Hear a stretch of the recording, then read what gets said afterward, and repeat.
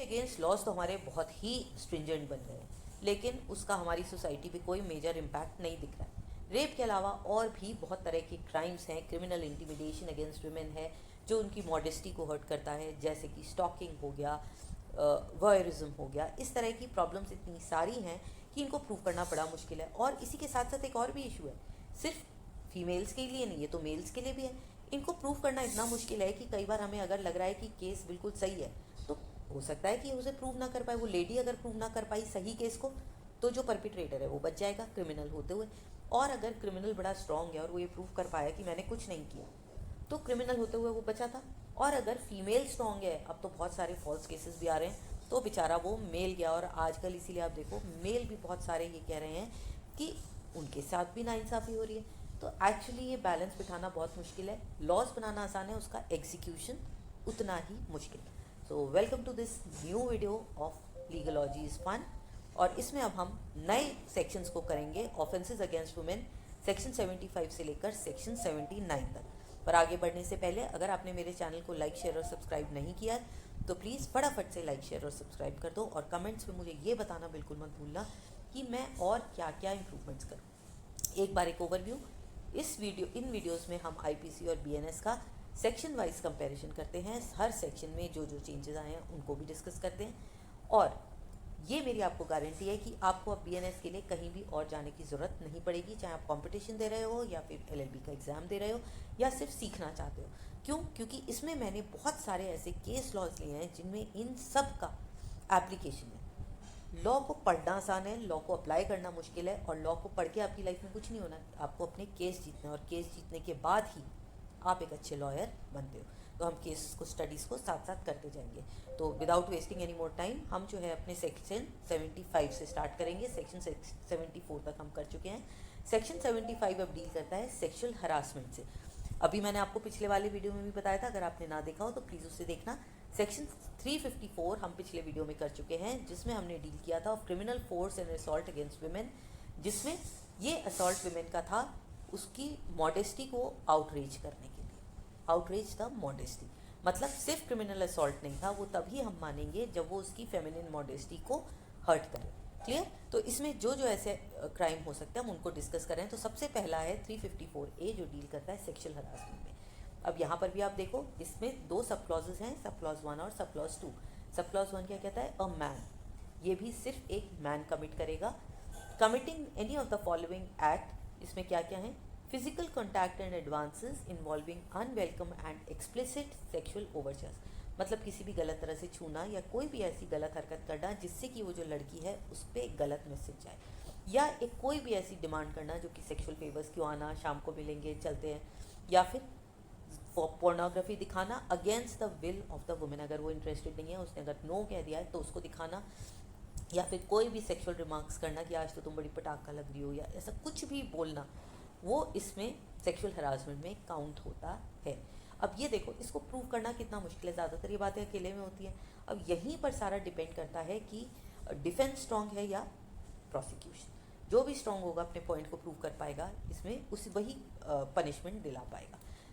इसका दूसरा sub clause क्या कहता है? Any man who commits the offence specified in the clause 1, 2, 3 और ये जो हमारे चारों हैं, उसमें उनको पनिशमेंट क्या मिलेगी? Rictus imprisonment for a term which में एक्सटेंड टू 3 years और विथ फाइन। इसमें पनिशमेंट कितनी है? 3 साल की रिग्रेस है, ठीक है? तो 3 साल की रिग्रेस पनिशमेंट और फाइन। दूसरा, ये तो हमने दूसरा कर लिया। तीसरा सब क्लॉज क्या है? इसमें थोड़ी सी फॉर्मेटिंग में गड़बड़ है। Any man who commits the offence specified in sub clause 4 of subsection 1 shall be punished with imprisonment of either description for a term which may extend to 1 year or with fine or with both। तो अगर इन तीनों में कोई भी जना इन सब clauses में आता है तो उसको पनिशमेंट कितनी मिल सकती है? 3 साल तक की प्लस फाइन। और अगर सिर्फ वो कोई ऐसा रिमार्क करता है तो उसको पनिशमेंट कितनी मिल सकती है? 1 साल की और फाइन। क्लियर है ये? तो अब हमारी टेबल में आप और आगे नीचे जाएंगे, नीचे जाके आपको क्या मिलेगा? सेक्शन 75। इसमें सब क्लॉज 1 और सब क्लॉज 1 में 1, 2 और 3 हैं। इन तीनों में पनिशमेंट है 3 years। और उसके बाद है सब क्लॉज 4, इसमें पनिशमेंट आएगी 1 year। ठीक है? अब ये जो सेक्सुअल हरासमेंट का जो क्लॉज आया था, ये कब आया था? ये भी आपको पता होना चाहिए। ये एक बहुत इम्पॉर्टेंट केस है और बहुत ही इम्पॉर्टेंट एक्ट, ये क्लॉज भी बहुत इम्पॉर्टेंट है क्योंकि ये पूरा क्लॉज जो है इसने एक पूरे नए एक्ट को जन्म दिया था। वो कौन सा एक्ट था वो भी हम देखेंगे, पहले इसको देखते हैं। इस केस के फैक्ट्स क्या थे कि राजस्थान में 1992 में भवरी देवी नाम की एक सोशल वर्कर थी। अब वो जो सोशल वर्कर थी उसने क्या काम किया था, वो जो है चाइल्ड मैरिज के अगेंस्ट फाइट कर रही थी और उसने एक 8 महीने की बच्ची की शादी होने से रोका था। और वो जो गुजरों का गांव था वहाँ पर वो लोग बहुत ही स्ट्रांग थे। 8 महीने की लड़की रोकने के लिए शायद उसने वो रोकने में तो सफल हो गई, लेकिन उसके बाद क्या हुआ, उस विलेज के जो दादा टाइप्स लोग थे उन्होंने उनमें से 5 लोगों ने मिलकर उसके साथ गैंग रेप किया। और वो अपर कास्ट कम्युनिटी के थे तो कुछ नहीं हुआ। वो पुलिस स्टेशन गई, आगे तक उसने फ़ाइट किया, बहुत फ़ाइट किया, लेकिन कुछ भी नहीं हो पाया और वो एक्विट भी हो गई। उसके बाद बहुत सारा कुछ हुआ, उसको क्या क्या सुनना पड़ा ये तो इसके लिए ऊपर तो एक नया वीडियो ही बन सकता है कि जब ये लड़की जेल में गई थी तो उसका लहंगा रख लिया था और उसने हस्बैंड की टर्बन लपेट के वो पूरे रास्ते रात को पैदल अपने घर तक गई थी। बहुत सारे इसके साथ ऐसे ऐसे इश्यूज़ हुए और उसके बाद भी कैसे जस्टिस मिली थी, इसको जस्टिस नहीं मिली। केस चलता गया, 2 लोगों की डेथ भी हो गई, लेकिन इसको जस्टिस नहीं मिली। इसको जस्टिस ना मिलने के बाद भी एक बहुत इंपॉर्टेंट लॉ आया इसके बाद, और इसीलिए हम कर रहे हैं इसको डिस्कस, कि सुप्रीम कोर्ट ने इसके बाद ये हेल्ड किया था कि sexual harassment at work place is violative of uh fundamental right of gender equality. मतलब वर्क प्लेस में ये जो सेक्सुअल हरासमेंट होता है ये जेंडर इक्वालिटी के अगेंस्ट है और उसकी लाइफ राइट टू लाइफ और लिबर्टी के अगेंस्ट है, जो कि आर्टिकल 14, 15, 19 और 21 को वायलेट कर रहा है। और इसीलिए उसने कहा था ऐसे एक्ट के खिलाफ हमारे पास एक रूल होना चाहिए, एक एक्ट होना चाहिए, और ये पूरी वर्ल्ड में ह्यूमन राइट कमीशन भी कहता था। अब वो एक्ट क्या आया था, इसी के बाद आया था Vishakha versus state of Rajasthan. अब जब उस लेडी को मतलब भवरी देवी को जस्टिस नहीं मिला तो एक जितनी भी सारी उनके अगेंस्ट जो पिटिशंस थी, बहुत सारी वुमेन ऑर्गेनाइजेशंस ने इसके अगेंस्ट आवाज़ उठाई और फिर विशाखा के नाम से इसको सबको एक क्लब कर दिया गया और एक केस बना Vishakha versus state of Rajasthan 1997। अब ये जो है सेक्शन 354A ये अमेंडमेंट के बाद 2013 में रोका गया था और उससे पहले जो है गवर्नमेंट ने sexual harassment of work place की कोई भी गाइडलाइंस नहीं दी थी। बाद में ये सारी गाइडलाइंस आई, विशाखा गाइडलाइंस जिनको हम कहते हैं, और इसी के अंडर ये बाद में अगर आपको पता हो तो अब आया कि हर जगह एक इंटरनल कंप्लेंट कमेटी होगी, इसमें विमेन होंगे, लोग अपनी आवाज़ अपनी ऑर्गेनाइजेशंस में उठा सकते हैं। और इसी के अगेंस्ट में बहुत सारे ऐसे केसेस आए और बहुत सारी लड़कियों ने अपनी आवाज़ उठाई। अगर आपको उससे रिलेटेड इसे नोट करना हो तो आप इसको स्क्रीनशॉट लेके नोट कर सकते हो। सेक्सुअल हरासमेंट को यहाँ पर डिफाइन भी किया था, कोई भी अनवेलकम सेक्सुअली डिटर्मिन्ड बिहेवियर, चाहे वो डायरेक्ट हो, इनडायरेक्ट हो या इम्प्लाइड हो। इसमें फिजिकल कॉन्टैक्ट, एडवांसेस, ये जो हमने अभी पूरे चारों क्लॉजेस पढ़े ये सब कुछ इसमें आता है, तो इसको आप दोबारा से पढ़ सकते हो। ये विशाखा गाइडलाइंस के नाम से बहुत फेमस है। विशाखा गाइडलाइंस पर तो एक पूरा का पूरा वीडियो बन सकता है, आप इसको स्क्रीनशॉट लेके अभी सेव कर सकते हो। हम चलते हैं आगे, ठीक है। ये इंपॉर्टेंट केस है भंवरी देवी केस। अब हम आते हैं सेक्शन 76 पर। सेक्शन 76 क्या कहता है, assault of criminal force with the intent to disrobe, मतलब किसी भी लड़की के कपड़े उतारना, डिसरोब कपड़ों को छेड़ना या उसको न्यूड करना। तो ये किसके अगेंस्ट होता है, हुएवर, यहाँ पर हुएवर है, कोई क्रिमिनल फोर्स यूज़ करता है किसी भी लेडी पर या एक से ज़्यादा लोग, अबेट भी लिखा है ना, या किसी भी ऐसे जने को हेल्प करता है कॉमन इंटेंशन के साथ, कॉमन इंटेंशन भी आ गया ना, किसी भी लड़की के कपड़े उतारना या उसको कंपेल करना कि वो अपने कपड़े खुद उतारे। इसमें पनिशमेंट क्या है, ये जो पनिशमेंट है इसमें दोनों डिस्क्रिप्शन हो सकते हैं, सिंपल भी और रिग्रेस भी, लेकिन ये पनिशमेंट 3 साल से लेकर 7 साल तक की हो सकती है प्लस फाइन, ठीक है। तो अपना टेबल और आगे बढ़ा लो। सेक्शन 76 जो कि आईपीसी का सेक्शन 354B था, इसमें क्या है, डिसरोब, और इसमें पनिशमेंट कितनी है, 3 to 7 years, और बोथ टाइप्स, सिंपल भी और रिगरस इम्प्रिजनमेंट। क्लियर है ये। अब इसमें कोई बहुत ज़्यादा केस नहीं है तो बिल्कुल क्लियर है, लेकिन फिर भी एक ले लेते हैं, Arvind Gupta versus state in 2015। इसमें क्या कहा था कि outrage of modesty of the complainant is an essential ingredient to constitute this offence. Obviously हम शुरू से ही करते आ रहे हैं, जब तक कि मॉडेस्टी पर ना आए, उसकी फेमिनिन मॉडेस्टी को या उसकी इज्जत पे ना आए, तब तक हम इन केसेस को नहीं मानेंगे। अब यहाँ पर क्या हुआ था कि लड़ाई हो रही थी 2 लोगों के बीच में और उस कफल में जो है कपड़े फट गए। अब ये जो कपड़े फटे थे ये उसने इस इंटेंशन से किसी भी सेक्सुअल एक्ट के अंडर नहीं फाड़े थे, और अगर सेक्सुअल एक्ट के अंडर नहीं फाड़े थे तो ये मॉडेस्टी ऑफ द विक्टिम नहीं थी। अगर लड़ाई झगड़े में ये फटे हैं तो फिर ये इसमें कवर नहीं होगा। अब आप यहीं से सोचो कि इसे प्रूव करना कितना मुश्किल है, इसीलिए हम इस केस को लेते हैं। अगर आप ये प्रूव कर पाए कि लड़ाई झगड़े में फटे हैं तो सिर्फ क्रिमिनल इंटिमिडेशन होगा, लेकिन अगर वो सेक्सुअल इंटेंशंस हैं, उसमें जानबूझ के उसकी मॉडेस्टी को, या देखा है ना हमने कितने केसेस, अभी मिजोरम में भी केसेस हुए थे जहाँ पर न्यूड लेडीज़ को वॉक कराया था। कास्ट रिलेटेड तो ऐसे बहुत सारे केसेस आते हैं कि उनको पूरी भरी सभा में ऐसे कर देते हैं, तो उन केसेस में यहाँ पर पनिशमेंट का स्कोप है 354B। अब हम आते हैं 354C। इसमें कुछ ऐसे हमारे सेक्सुअल एक्ट वाले क्राइम्स हैं जो 354 में ही कवर होते हैं। 354C किस पर है? वॉयरिज्म। ये क्या है देखते हैं, ये किसको पनिशमेंट मिलेगा? कोई भी ऐसा जना, कोई भी मेल फीमेल, वॉचेस, कैप्चर्स और captures the image of a women engaging in private act. इसका मतलब क्या होता है वॉयरिज्म का? कि लड़कियों को जो हम छुप छुप के देखना, या कोई वॉशरूम में गई है उसको देखना, उसकी फ़ोटोज़ को वायरल करना, ये सारी चीज़ें इसमें आती हैं। कब? जब ऐसी भी किसी भी कंडीशन में जब वो एक्सपेक्ट नहीं कर रही है कि उसको ऑब्जर्व किया जाए, चाहे परपिट्रेटर के द्वारा या फिर किसी भी ऐसे जने के द्वारा, या परपिट्रेटर ने और किसी को भेजा हो कि जाओ तुम देख कर आओ, तो ऐसी सब चीज़ों में ये वॉयरिज्म के अंडर आता है। ऐसी कोई फ़ोटो खींच के पब्लिश करना, ये भी वॉयरिज्म में आता है बिना उसकी परमिशन के। समझ आ गया? तो ऐसी कौन सी जगह हैं जहाँ पर कोई भी लड़की ये फील नहीं करती कि कोई उसे देख रहा होगा? वॉशरूम में है, नहा रहे हैं, तो प्राइवेट एक्ट है ना सारे। तो पनिशमेंट इसमें क्या है? अगर ऐसा पहली बार होता है तो फिर इसमें पनिशमेंट जो है वो एनी इम्प्रिजनमेंट मैंने कर दिया है, ये सिंपल भी हो सकती है और रिगरस भी हो सकती है, लेकिन ये पनिशमेंट 1 साल से कम की नहीं होगी, 3 साल तक जा सकती है। तो 1 to 3 years प्लस फाइन, और ये जो 1 to 3 years है ये सिंपल या रिगरस इम्प्रिजनमेंट सब हो सकता है। बट जितने भी लोग देख रहे हैं, मैं फिर से कहूँगी अपने नोट ज़रूर बनाओ और टैबुलर फॉर्म में अपने बनाते जाओ, ठीक है, फाइन के साथ। फिर हम आते हैं, अगर फर्स्ट टाइम के बाद रिपीटेड, जैसे हमने वहाँ ऑफेंडर करा था, सेकंड या सब्सिक्वेंट कन्विक्शन है, तो इसमें जो इम्प्रिजनमेंट है यहाँ भी एनी है, सिंपल भी हो सकता है और रिगरस भी। ये जो है यहाँ पर 3 साल का मिनिमम होगा और एक्सटेंड हो सकता है 3 से 7 साल तक। यहाँ पर जो पनिशमेंट है ये पहले से थोड़ी बढ़ाई गई है, पहले ये 3 years थी, अब 5 years हो गई है, साथ में फाइन भी है। क्लियर? तो अब आपने जहाँ पर फर्स्ट कन्विक्शन लिखा है, यहाँ पर सिंपल और rigorous imprisonment 1 to 3 years plus fine. अगर सेकेंड टाइम होता है, सेकेंड टाइम कन्विक्शन होता है, तो भी सिंपल और रिग्रेस तो यहीं पर रहेगी, लेकिन यहाँ पर है 3 to 7 years प्लस फाइन। अब इसको एक्सप्लेन करें। यहाँ पर प्राइवेट एक्ट जो हमने ऊपर लिखा है उसका क्या मतलब है? एक्ट ऑफ वॉचिंग, अगर ऐसी जगह पर वो काम हो रहा है, ऐसे सर्कमस्टांसेस पर जहाँ पर वो लड़की समझती है कि उसको प्राइवेसी है और वहाँ पर कोई भी उसे देख नहीं रहा है, जहाँ पर वो जो लड़की है उसके कोई भी प्राइवेट पार्ट्स, पोस्टीरियर या ब्रेस्ट, वो एक्सपोज हैं या फिर सिर्फ अंडरगारमेंट से कवर्ड है। जैसे वो लेबोरेटरी में गई है, नहा रही है, चेंज कर रही है।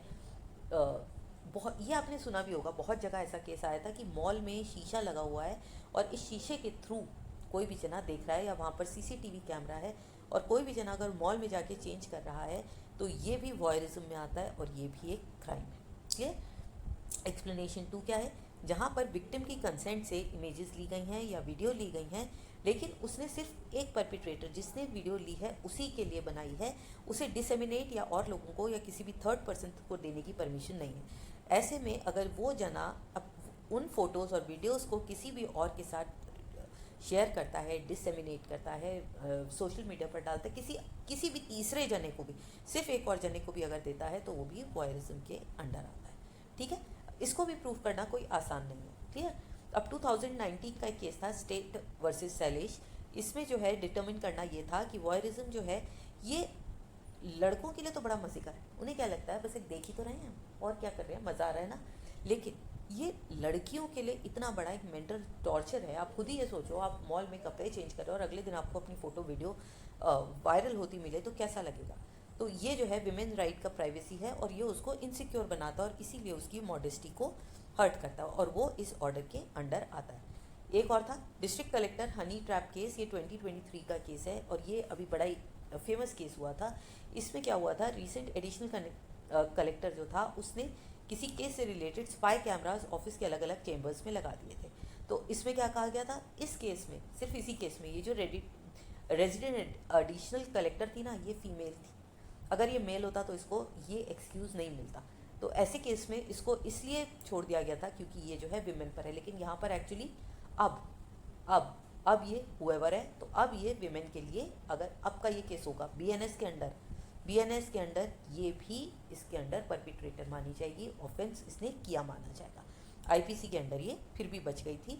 और दूसरे एडिशनल कलेक्टर ये किसी केस से रिलेटेड इन्फॉर्मेशन के लिए मांग रही थी लेकिन विदाउट परमिशन, इसलिए यहाँ पर ये ऑफेंस माना जाता। और बीएनएस के अंडर तो ये ऑफेंस है ही। उसके बाद एक सोनू बिरला वर्सेस एनसीटी दिल्ली का एक केस था जिसमें नहाते हुए एक लड़की का, ये तो प्राइवेट एक्ट माना जाएगा ना। और इसको अगर आप सिर्फ ये सोच लो कि लोग पब्लिक में भी तो नहाते हैं, नदी पे भी तो नहाते हैं, तो ये प्राइवेट एक्ट कैसे? तो कोर्ट ने कहा था कि ये जो है वायरिज्म ही माना जाएगा क्योंकि ये तो वो अपने वॉशरूम में नहा रही है ना, तो वहाँ पर तो वो डोर बंद करके नहा रही है। इसको आप किसी नदी पे नहाने से इक्वेट नहीं कर सकते। वहाँ पर उसे पता है वो वहाँ पर नहा रही है, लेकिन यहाँ पर उसने डोर बंद कर रखा है। इसका मतलब क्या है कि this is a private act. तो यहाँ से मेरे ख्याल से आपको क्लियर हो गए होंगे कि किस तरह से हम इन केसेस को प्रूव करते हैं। अगला जो हम उठाएंगे वो है इशू स्टॉकिंग का। स्टॉकिंग का इतना मेजर इशू है जिसको कि हम कभी भी सीरियसली नहीं लेते। हमारी हर फिल्मों में आप देखो, हीरो जो हैं वो हीरोइन को पीछे पीछे घूम कर ही मनाते हैं। किसी भी पिक्चर में ले लो, हीरो ऐसे ही मनाता है ना। लेकिन एक्चुअल लाइफ में कितना प्रॉब्लम होता है। झारखंड का केस, कितने सारे ऐसे केसेस हैं। मैं कितने केसेस आपको ऐसे बताऊं जहाँ अगर लड़की उसके एडवांसेस को मना कर दे तो उसे जला देंगे, मार देंगे। तो ऐसे बहुत सारे केसेस हैं। तो इसको इम्पॉर्टेंट मानते हुए यहाँ पर सेक्शन 78 में इसको डाला गया है। और आईपीसी में ये क्या था, सेक्शन 374 का सबसेक्शन डी। तो ये जो है सेक्शन 78 में भी हमारे पास दो सबसेक्शंस हैं, 1 और 2। 1 क्या कहता है, कोई भी आदमी, this is again for man, अगर एक लड़की किसी लड़की के पीछे पड़ी है तो अभी तक ये क्राइम नहीं है। कोई भी आदमी अगर किसी भी लेडी को फॉलो कर रहा है, फिर से लेडी क्योंकि मॉडेस्टी हम लेडी से रिलेट करते हैं, या उसको बार बार कांटेक्ट कर रहा है या कांटेक्ट करने की कोशिश कर रहा है, किस लिए? पर्सनल इंटरेक्शन, जान पहचान बढ़ाने के लिए। और उसको ये पक्का पता है कि वो जो लड़की है वो उसको रिस्पॉन्स नहीं दे रही है, वो बिल्कुल डिसइंटरेस्टेड है। ऐसे केस में पहला सब क्लॉज ये आया। दूसरा, उस लड़की को मॉनिटर कर रहा है, चाहे वो इंटरनेट से करे, ईमेल से करे, किसी भी तरह के इलेक्ट्रॉनिक, ये भी ऐड हो गया ना, इलेक्ट्रॉनिक कंटेंट, कोई भी इलेक्ट्रॉनिक तरीके से अगर उसको मॉनिटर कर रहा है, उसको स्टॉक कर रहा है, उसका फेसबुक अकाउंट या इंस्टाग्राम हैक कर रहा है, तो इन सब केसेस में इसको स्टॉकिंग माना जाएगा। ये ऑनलाइन भी हो सकती है और ऑफलाइन भी हो सकती है। ऐसे केस में ये सब स्टॉकिंग माना जाएगा। लेकिन ये कंडक्ट स्टॉकिंग कब नहीं माना जाएगा? जब ये किसी क्राइम को रोकने के लिए किसी आदमी द्वारा लगाया जाए। और ये नहीं है कि कोई भी लगा दे, कोई ऐसा जना उसे लगाएगा जिसके ऊपर रिस्पॉन्सिबिलिटी है क्राइम को प्रोटेक्ट करने की। मान लो अगर कोई क्रिमिनल है, कोई लेडी है, उसके ऊपर अगर आपने, पुलिस वालों ने उसको फॉलो अप करना है, तो ऐसा थोड़ी है कि वो फिर स्टॉकिंग के अंडर आएगा विद परमिशन। उसके बाद it was pursued under law to comply with any condition or requirement imposed by any person under law. अगर कोई डिटेक्टिव्स हैं या लॉ के अंडर अगर किसी को ये राइट मिला हुआ है तो ये स्टॉकिंग के अंडर नहीं आएगा। इन पर्टिकुलर सर्कमस्टांसेस जहाँ पर कंडक्ट ये रीजनेबल है या जस्टिफाइड है। मान लो कोई हस्बैंड अपनी वाइफ को किसी रीज़न से फॉलो कर रहा है या उसे लग रहा है कि वो कुछ गलत काम कर रही है, तब आप गुड फेथ में इस काम को कर सकते हो, तब ये स्टॉकिंग नहीं माना जाएगा। लेकिन अगर स्टॉकिंग हुई है, इन 3 सब क्लॉजेस को छोड़ने के बाद अगर 1 और 2 के अंदर ये प्रॉब्लम हुई है, तो फर्स्ट कन्विक्शन में पनिशमेंट है 3 इयर्स की, 3 साल तक की हो सकती है विद फाइन। सेकेंड में ये पनिशमेंट है जो कि 5 इयर्स तक हो सकती है विद फाइन। तो टेबल में आप आगे बढ़ जाओ, सेक्शन 78, इसमें पनिशमेंट कितनी है? फर्स्ट टाइम में है अप टू 3 इयर्स, और सेकेंड टाइम में है लेस दैन 5 इयर्स। क्लियर? अब इसके भी इंग्रेडिएंट्स देख लेते हैं कि ये जो है मैंने आपको अभी भी बताया, ये कोई आदमी करेगा, वो जो है मैन विमेन के इंटरेस्ट के अगेंस्ट उसकी नो के बाद भी करेगा। ये जो है बार बार रिपीटेड है, एक ही बार में स्टॉकिंग नहीं होती। स्टॉकिंग का मतलब है वो इस काम को बार बार कर रहा है और वो विमेन जो है, वो जो लड़की है, वो उसमें बिल्कुल भी इंटरेस्टेड नहीं है।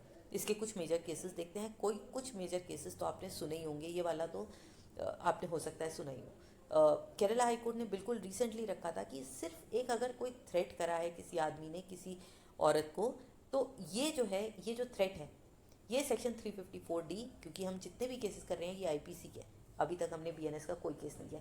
अब बीएनएस के 2 केसेस आए। अगर फर्स्ट वाला जो मैंने जिस स्लाइड डाला है ना, अगर वो देखो कि उसमें 2 केसेस आज अभी के भी हैं जो बीएनएस के बाद भी रजिस्टर हो चुके हैं। क्योंकि उनमें डिसीजन नहीं दिया गया है इसलिए मैंने यहाँ पर इंक्लूड नहीं किए, लेकिन कवर पे मैंने वो केस डाले हुए हैं। अगर आप फर्स्ट स्लाइड देखोगे तो मिल जाएगी।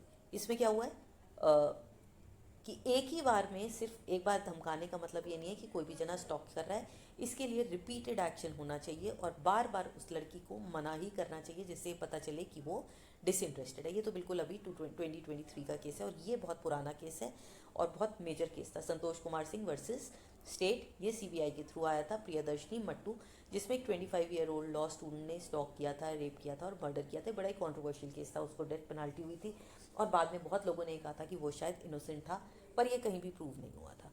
तो इसने स्टॉक करने के बाद मर्डर किया था और बहुत ही ग्रूसम मर्डर था, बहुत ही क्रूअल मर्डर था। फिर श्री देव बाजू बोडाके वर्सेस स्टेट ऑफ महाराष्ट्र, इसमें जो है विक्टिम ने सुसाइड कर लिया था कॉन्स्टेंट हरासमेंट से, क्योंकि वो बार बार उससे कह रहा था कि मेरे से शादी कर लो। और हाईकोर्ट ने भी यहाँ पर ये कहा है कि ये सिर्फ एक सुसाइड ही नहीं है, दोनों केसेस के अंडर माना जाएगा, सिर्फ अबेटमेंट टू सुसाइड नहीं। अबेटमेंट भी मैं करा चुकी हूँ। अगर आपने अबेटमेंट का मेरा वीडियो नहीं देखा है तो वो बहुत ही अच्छा वीडियो बना है, उसको भी आप ज़रूर जाकर देखना। अबेटमेंट, ये सिर्फ अबेटमेंट टू सुसाइड नहीं माना जाएगा, इसमें दोनों क्लॉजेज ऐड होंगे, अबेटमेंट टू सुसाइड भी और स्टॉकिंग भी, क्योंकि उसने स्टॉक कर करके उस लड़की को इतना टॉर्चर किया था कि उसको सुसाइड करना पड़ा। फिर कलंदा चरण लेक्का वर्सेस स्टेट ऑफ उड़ीसा, इसमें भी सब में वही है। आप इनको फिर से डिटेल्स में अपने आप पढ़ सकते हो, आप इनको पॉज कर सकते हो, इनका स्क्रीनशॉट ले सकते हो और इनको आराम से पढ़ के आप अपने केसेस नोट कर सकते हो। इसमें क्या हुआ था, ये मैंने नोट इसलिए कराया क्योंकि ये ऑनलाइन भी है। इसमें कुछ ऑब्सीन और स्कैंडलस मेल्स थे और उसने क्या किया, इन मेल्स को पैम्फलेट की तरह उसके हॉस्टल के बाहर चिपका भी दिया। फेसबुक अकाउंट उसका हैक कर लिया, उसके नाम से एक नकली अकाउंट बना लिया और उसी में से उसके मेल्स निकाल कर जहाँ पर वो रह रही थी उसके हॉस्टल के बाहर पेस्ट भी कर दिया। तो और जब साइबर सेल ने इसमें इंक्वायरी करी तब पता चला कि ये सारा कुछ वो लड़की नहीं कर रही थी, इसकी बजाय जो उससे शादी करना चाह रहा था, जो उसको बार बार प्रेशराइज कर रहा था, वो कर रहा था और इसलिए उसे प्राइमा फेसाई लायबल माना गया था। तो ये एक ऑनलाइन केस है, इसलिए मैंने स्टॉकिंग का, ऑनलाइन स्टॉकिंग जिसको हम कहते हैं, इसलिए मैंने वो भी डाला है। अब हम आते हैं सेक्शन 79। ये क्या है, वर्ड, जेस्चर और एक्ट्स जो कि एक मॉडेस्टी ऑफ वुमेन को हर्ट करे।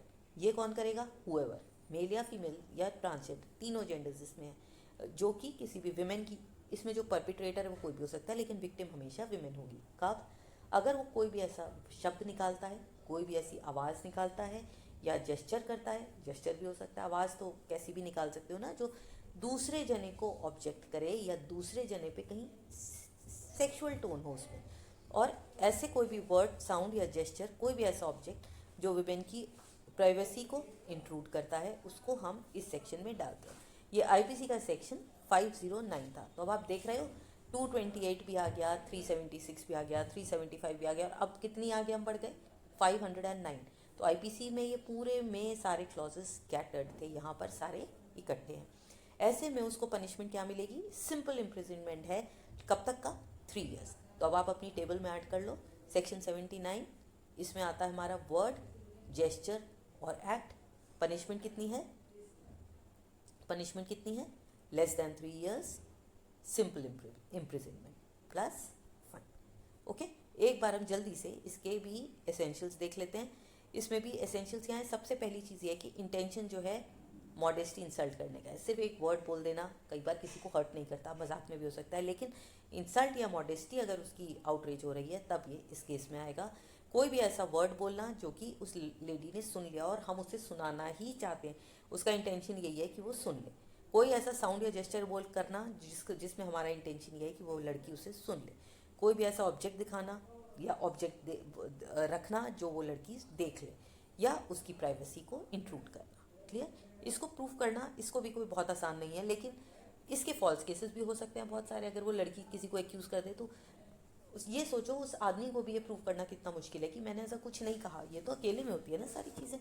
तो स्वप्ना बर्मन वर्सेस सुबीर दास, इसमें क्या हुआ, इसमें एक आदमी जो है, एक लड़की थी, उसकी शादी भी हो चुकी थी, उसके बाद भी उसको अलग अलग नामों से पुकारता था और एक दिन 11:30 बजे रात में उसके घर चला गया, उसके घर में खटखटाने लगा, उसको नए नाम से अपने नाम के साथ जोड़कर उसको बुलाने लगा और ये कहने लगे कि उसके हस्बैंड के साथ वो नहीं रह सकती, अगर उसे अपने हस्बैंड को बचाना है तो वो दरवाज़ा खोल दे, मतलब ऐसे ही बार बार उसके पीछे पड़ना। तो ये जो है उसकी शब्दों का ऐसा यूज़ करना, ये किस में आया? Word gesture act intended to insult the modesty of women. आप उस लड़की का अपना नाम है ना, अपने नाम के साथ तो आप नहीं जोड़ सकते किसी के भी साथ। उसके बाद अगला एक केस है खुशबू वर्सेस कन्हैया अम्मल। इसमें जो है कोर्ट ने कहा था कि यहाँ पर इस्टेब्लिश होना ज़रूरी है कि किसी भी वुमेन की जो इंटेंसिटी है वो हर्ट हुई है, उसको उसकी इंसल्ट हुई है।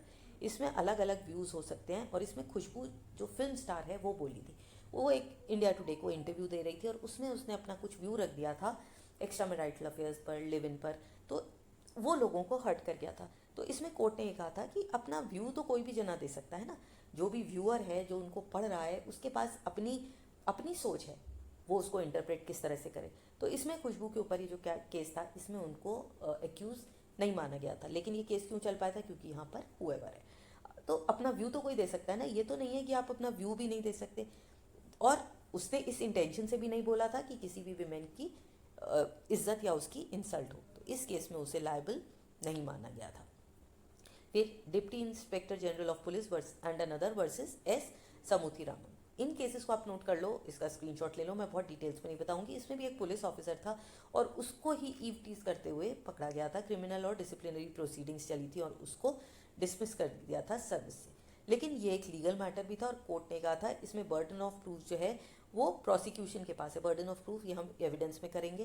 प्रोसिक्यूशन मतलब जिसके ऊपर केस किया गया है उसके ऊपर है कि वो ये दिखाए कि उसने ये जेस्चर्स जो करे थे वो उस लड़की के लिए नहीं करे थे या उसके लिए पर्पसली नहीं हुआ था।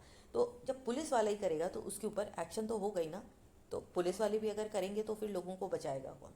ऐसे ही अभिजीत जेके वर्सेस स्टेट ऑफ केरला, इसमें क्या हुआ था? इसमें भी यही बताया गया था कि insult of modesty of the women, ये माना गया है कि मॉडेस्टी ऑफ अ वुमेन और act of insulting a women ये दोनों चीज़ें होनी चाहिए।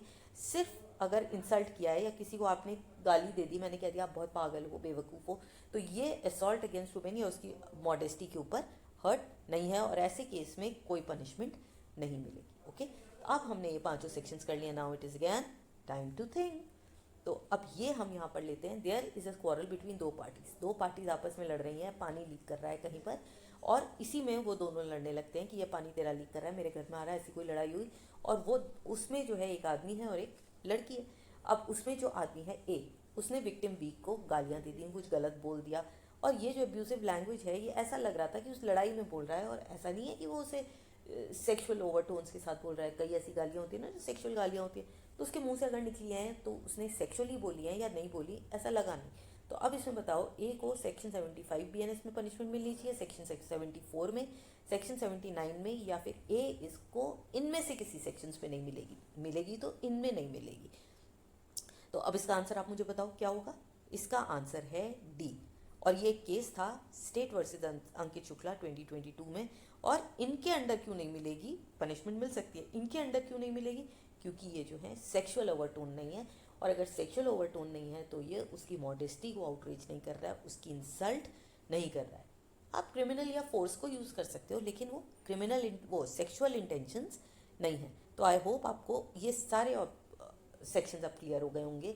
और जितना भी हमने अभी तक सेक्सुअल और क्रिमिनल इंटिमिडेशन किया है वो अब हमारा वाइंड अप होता है। अगले वीडियो से हम स्टार्ट करेंगे मैरिज रिलेटेड ऑफेंसेस। ओके, तो अच्छा लगा हो तो फिर से एक बार याद दिला देती हूँ, please like share and subscribe और प्लीज़ कमेंट करके मुझे बताओ क्या और आप इसमें एक्सपेक्ट करते हो। See you in the next video, till then